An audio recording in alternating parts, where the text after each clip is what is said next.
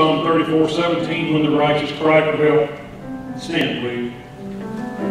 Read this verse out loud with me. When the righteous cry for help.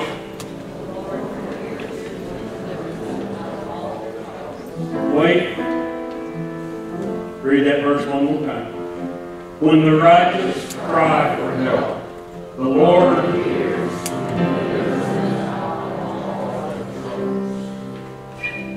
The Lord is near to the brokenhearted and saves the crushed in spirit. Many are the afflictions of the righteous. Many are the afflictions. Many. I know you can't wait to go home today. Many are the afflictions of the righteous, but what does the last part of the verse say? You're going to have afflictions in life. Just turn to God and wait on Him. And what does it say? Delivers them out of them.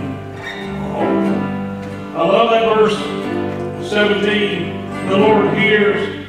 I shared with you quickly a reminder. I'll spare you the details of the story. A long time ago, I reached the end of my faith, and I thought God had just quit answering my prayer. Pastoring this church, laid down on the floor of my living room one night in absolute despair, and I thought, tomorrow I will tell my wife that I'm going to resign from this church. I might even resign from her. I might move on. I might even walk away from my family. I just didn't have any spirit left. And I laid down in the middle of my living room floor in absolute depression one night, and I said, God, I wish I could believe you hear me, but I don't. I don't think you listen anymore. I don't think you hear me when I pray. And because I don't think you hear me when I pray, I'm not saying anything else.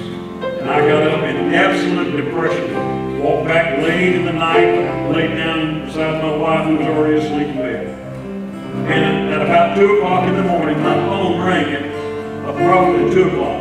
My phone rang. When it rang in my house at that hour, it meant somebody was sick, car wreck, or dead. I reached over and grabbed it before caller ID days. Reached over and grabbed it, and in my sleeping voice I said yes. And a man I have never met before, met since, a man said, is this Danny Carpenter? And I said yes. And he identified me by a couple of questions. Are you the one that writes? Yes. Are you the one that does? Yes. I'm the man. Why? And he said, I don't know you personally, but for some reason for the last few nights, God has just burned in my brain that I need to call you. I put it off, and now I know it's a late hour. I know it's 2 o'clock. I'm so sorry to bother you. And now it feels so silly to me that I have. Finally, I'm just saying, man, just get to the point. He said, well, God gave me a message for you. And it seems so trivial now. I'm embarrassed. Just tell me, I said, what you think you're supposed to tell me. And after a pause, this man said, well, it's only 2 words. I said, well, what are they? He said, God hears. Does that make any sense to you? And I started crying on the phone. I said, it makes perfect sense.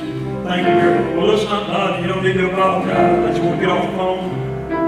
I hung the phone up on a man I've never pursued and tried to figure out who he is. Slipped out of bed. My wife said, who was it? I said, wrong number. It's okay. Slipped back in the living room. I needed to get right back in that same spot I was in a little earlier, and I got back in that same spot. So I could apologize to God and say, God, I know you're here. It didn't seem like it for a while in my darkness. And you might be going through some pain in life and it doesn't seem like God's listening. You might not get a miraculous phone call in the middle of the night, so I'm sorry you're jealous over mine. But what you are going to get is a sermon today. Reminding that verse 17 says, when the righteous cry for help, whenever you cry for help because you're in trouble, you're righteous and you're in trouble. That's one reason you cry for help. It doesn't mean you fail God, you're not righteous. When the righteous do the best you can do, still need help, and you cry for help,